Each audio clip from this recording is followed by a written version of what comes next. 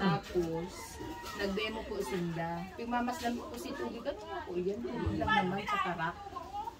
Sabi ko, ano man niya kung maitatabang kayo sa pamilya. Kasi si mama po kaya, iwas siyang high blood.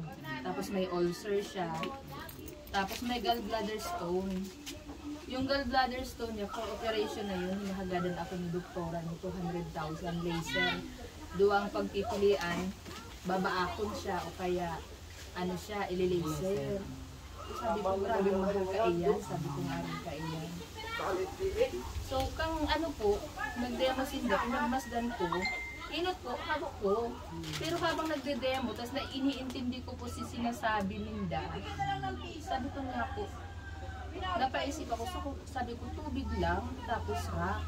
Tapos bigla ko pong naisip, si tubig, pinakamalinig kong tubig ang ginagamit ninda. Tapos si rock po baga, hindi man lang yan basta-basta, syempre, gibubugayan kang Diyos. Ano po, hindi po, sabi ko, sige niya ako, magwalat ka niya ako ng saro. Padi yun na po to, nagwalat sindang saro, sabay naghamon po ako sa inda. Sabi ko, ma'am, sige po, pag nagrahay niya ako dyan ang sa kuyang ina, mamimber pa ako. Kaya po ako nakamember.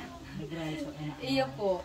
Ako po kaya, kang aldaw na idto, kang mga oras na idto, may namamatian ako dito sa gilid ko, nagpipitik yan, tapos iniyo. Pag naglakaw, biglang nag-aaral ka yan, tapos iniyo makulog ko yan.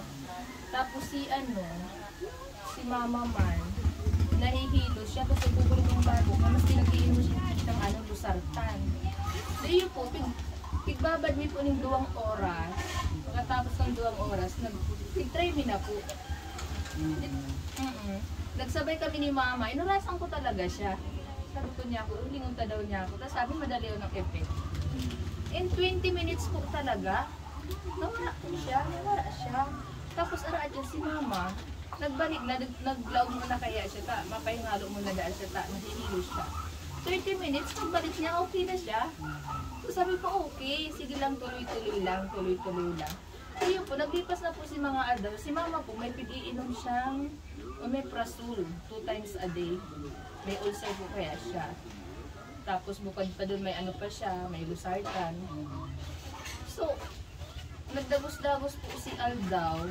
Namamalayan ko, si mama pag-iinom yung omeprazole. Dahil nagre-reklamo ng makulog. Dati kaya nagre-reklamo yun. So, sige lang, tuloy-tuloy yan.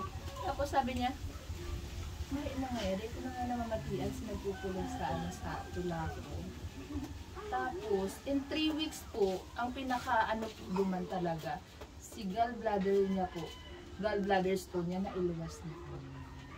So, yun po yun ang naitabang kang si Alcarac sa Muya. Grabing maray na tabang. Dahil sa Alcarac, dahil na po na-operahan si ina po. Tapos, okay na po siya, maliksila. Dati may naihina siya. Okay na po siya. As in talagang masasabi kong okay na siya.